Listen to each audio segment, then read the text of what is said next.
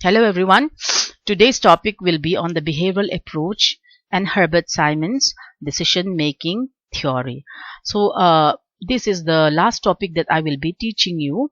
This is from your third unit. In fact, it is the last topic from your third unit, paper 2, public administration. Okay. Now, what is behavioral approach or theory? We have discussed this topic in your first semester. I have given you a recorded lecture earlier, and so this will only be a very short recap of this particular topic, behavioral theory. Okay.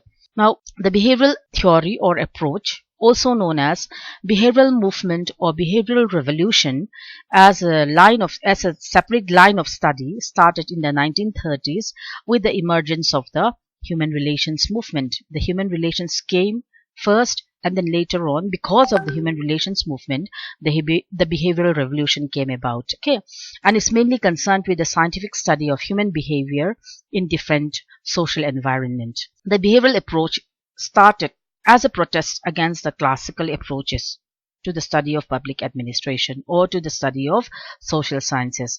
Now we know that the classical approaches emphasized only the formal structure of the organization and did not explain the behavior of people working in the organization. And so therefore, behavioral approach tries to remedy the situation. It tries to replace the study of the principles of formal structure of the organization with a better and more realistic description of how people actually behave in the organization. So what the behavioral scientists are concerned about is how to understand why officials and public employees act as they do, why they make certain decisions, why they act as they do, why they behave as they do. So they try to explain the behavior of the officials and the public employees in terms of the attitudes, the sentiments, their motives, their desires and aspirations that exist among employees working in the organization. And the behavioral scientists believe that a full understanding more of administration can only be achieved by looking at the organization as a social system.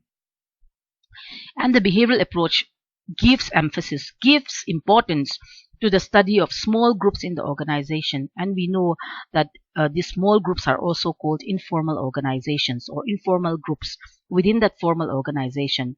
And this informal organization is very important in determining human behavior, because these particular informal organizations provides the employees with important rewards of organizational life, such as friendship, support, security, esteem, and one's own sense of identity and belongingness. And the behavioral approach and scientists apply the methods and tools of psychology and sociology in an effort to secure a better understanding of group behavior in the organization. So behavioral approach is interdisciplinary. It believes in borrowing techniques and methods from other disciplines in order to have a better understanding of human behavior in the organization. Now we come to Herbert Simon and his theory of decision making. Now Herbert Simon is a behavioral scientist. His theory is a part of the behavioral theory in public administration. Okay. Now Herbert Simon was regarded as the most important champion of the behavioral approach to public administration. He was born in Wisconsin in 1916. He was a brilliant American social scientist, a behavioralist who wrote the famous book Administrative Behavior in 1947, for which he was awarded the Nobel Prize in 1978. So what is special about Herbert Simon is that among all the administrative thinkers, he is the only person who has been awarded the Nobel Prize. He is a Nobel laureate. Okay. He was one of the most influential social scientists of the 20th century, and in developing his behavioral approach to public administration, Simon was greatly influenced by thinkers like Mary Parker Follett, George Eldon Mayo, and Chester Bernard. Okay. And Simon's contribution has been particularly significant in the field of decision making. Now, Simon's major contribution to the science of public administration can be discussed under the following heads. Okay. Number one, he attacked the orthodox public administration. So Simon criticizes the orthodox to traditional, classical, more old, the old public administration on grounds that the old public administration theories are narrow, they lack realism, and he criticizes the so-called principles of public administration. He calls them the so-called, the so-called principles of administration. He says that scientific principles of administration and scientific and unscientific law principles pon ni bok heklaw. So the so-called principles of administration, and he dismisses these scientific principles, these so-called scientific principles of administration, as mere proverbs. He dismisses them as mere proverbs. More. Number 2, he emphasized the behavioral approach. He was a behavioral scientist. He proposed the development of a new science of administration that should focus on behavioral issues, behavior of human beings in the organization, such as decision-making process and the limits of administrative rationality. Okay, so he emphasized the behavioral approach to the study of public administration as opposed to the traditional, classical approach to the study of public administration. Nextly, Simon believes in the fact-value dichotomy. Fact-value dichotomy means separation between facts and values. So a fact is a statement of reality and can be proved by observable and measurable means. They can be observed and they can be measured. A value, on the other hand, is an expression of preferences. Values sulaw nitani. Simon believes that the science of administration can only be built on the basis of facts and not on values. And so he believes in the separation of facts from values. And nextly, Simon's decision-making theory. Okay. Now, Simon is known widely for his decision-making theory. According to Simon, decision-making, it pervades, it covers the entire organization. So at every level in the organization, what an administrator does is that he makes decision. So decision-making is the most important activity of administration, and every aspect of administration revolves around decision-making. So according to Herbert Simon, decision-making is administration. Administration is decision-making. An act of administration is an act of making decisions. Tutlog na siyam hi administration. So ani, atiani, Herbert Simon again. According to Herbert Simon, there are 3 stages that are involved in the decision-making process. The first one is the identification of problem. So identification of problem is also called intelligence activity. So the decision-making process begins with the identification of a problem, finding out what to fix. And this problem determination, finding the problem, it involves intelligence activity.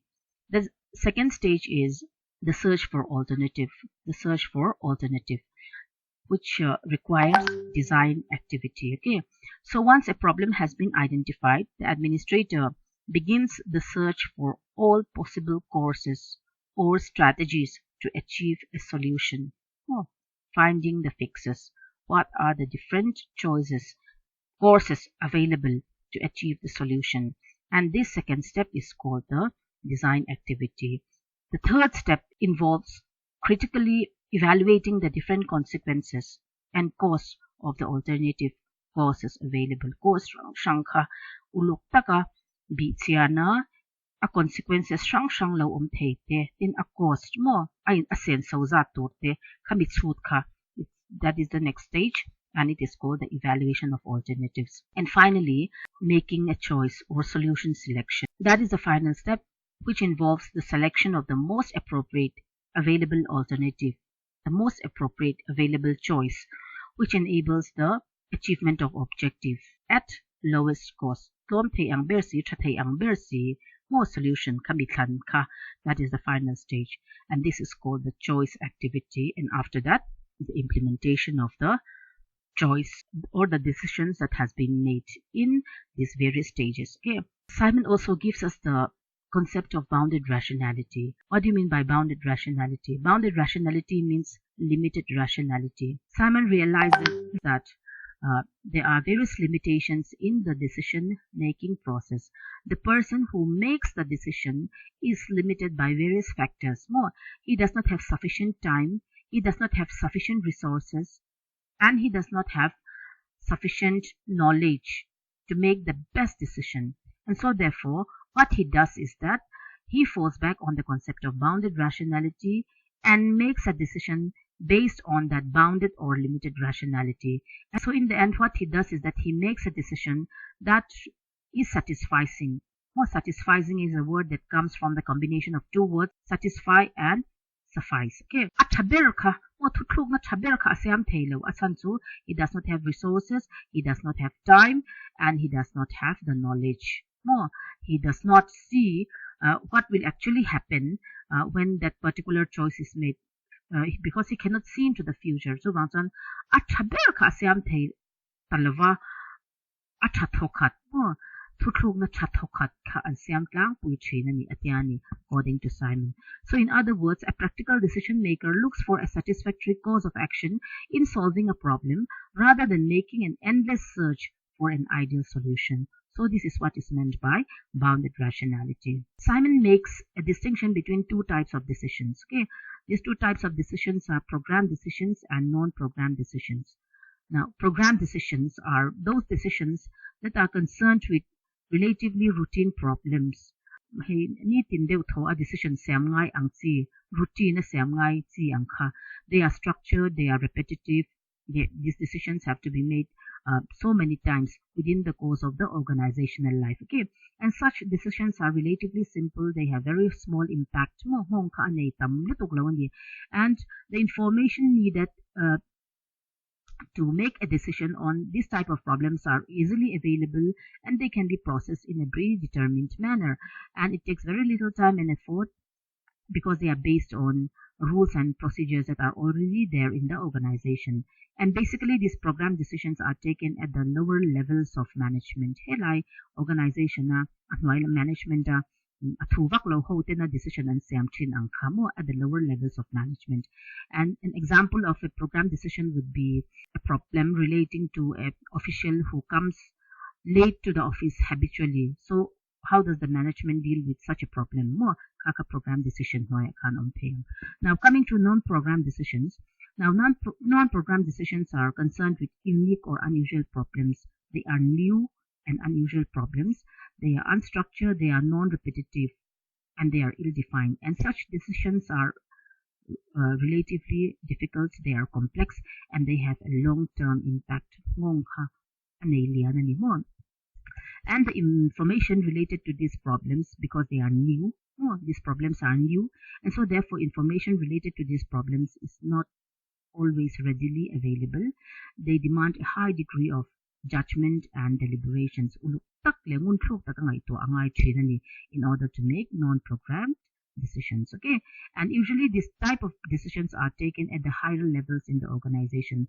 Management how to non-programmed decisions ito ang siyam ka for example, expansion of the business, how to expand the business. It's a very big question. It's a big issue, and it requires non-programmed and new decisions. Again, so in conclusion, we can say that Herbert Simon's contribution is a major breakthrough in the evolution of administrative theory.